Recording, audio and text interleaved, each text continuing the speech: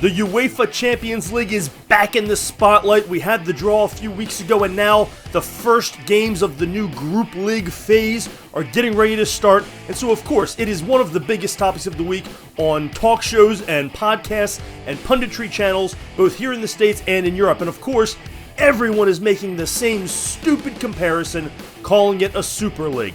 And it's wrong, and it's lazy, and it's confusing people, and it's pissing me off. So we're going to get the record straight, because anyone who is saying that is lying to you. I'm going to explain why next, here on Pints and Punditry at the Pitchside Pub.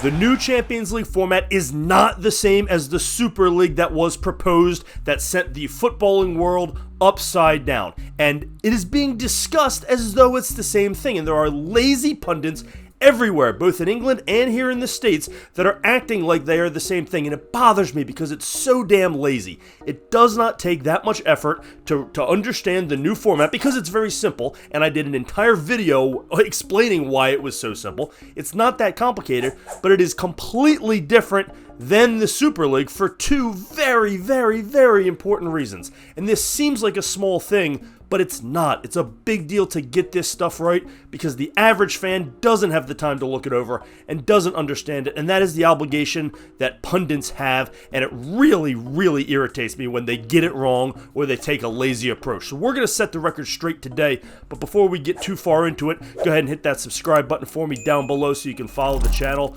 Get down in that comment section. Let me know what you think. Do you like the new format? We haven't really talked about it at length, but get down in that comment section. Let me know what you think.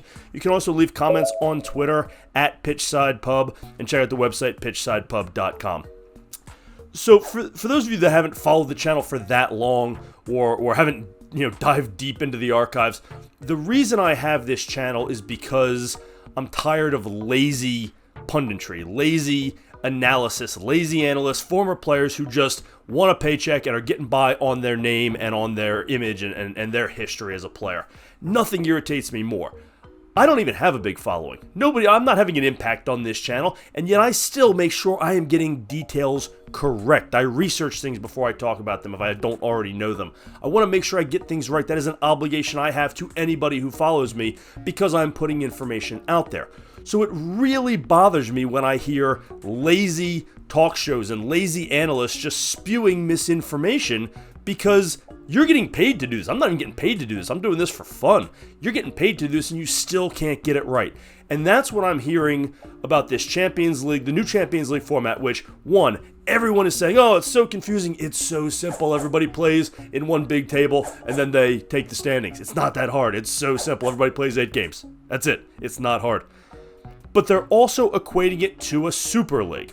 And I will admit that the Super League debacle, that proposal that went out a couple years ago that sent the entire footballing world up in arms, probably had something to do with why UEFA changed the Champions League format. And they have, by putting it all in one group, made a big table that does resemble sort of what the Super League would have looked like, at least with the teams involved. Now it's got 36 teams instead of 16, 18, or 20, or whatever the Super League was going to end up with. So it's not the same, but you are getting those Super League type matchups with this coming week. This coming week we've got Manchester City and Inter Milan. We've got some big matchups here, and so it is sort of giving the fans that taste. That's also why it's so important to get the information right, because if you have a big platform, you're on Sky Sports, or you're on the BBC, or you're on Sirius XM radio here in the States, and you're saying, boy, this sure feels like the Super League, people are going to believe it, because then they see two premier teams, not Premier League teams, but two prime big clubs facing each other, and they go, oh yeah, they did make the Super League. Okay, no, they didn't, and here's why. There are two massive, massive game-changing reasons why that is just blatantly incorrect and is lazy to say. The first problem with the Super League was that it was a closed system. The teams that were arranging for this Super League and were going to go join it wanted guarantees that they could never be relegated. The biggest uproar about the Super League was that it was demolishing the open pyramid promotion and relegation system that has defined European soccer. It is part of why European soccer is great and American soccer sucks, right? So it was getting rid of that. It was demolishing that and saying, we are better than everybody else, so we are going to stay in this top disconnected part of the pyramid, and the rest of you can go up and down like a bunch of yahoos, playing with yourselves, and we're going to be up here better than you. That was the big problem with the Super League, and fans were absolutely right to be up in arms about that. The Champions League is open. They even said that. They promote that in their revamping sort of explanation about how it's an open system and anybody can make it. And it's true. Yes, you have to be one of the big clubs to, probably big clubs are going to get those spots in their respective domestic leagues, but it is technically open. Girona is not a big club. They made it last year.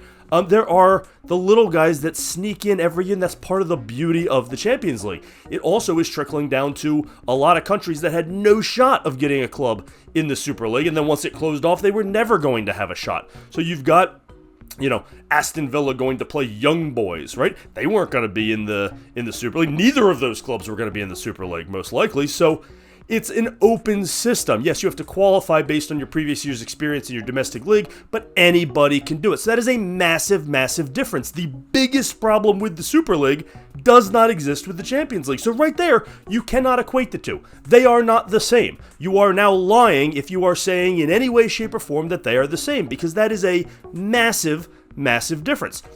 The second part. The second reason, the second difference, is that if you remember, the Super League was going to replace the domestic leagues, not be in addition to it the way the Champions League is. Manchester City, Manchester United, Chelsea, all these big clubs were going to leave the Premier League to join this Super League. They were no longer going to compete in an English domestic league. That was the original plan.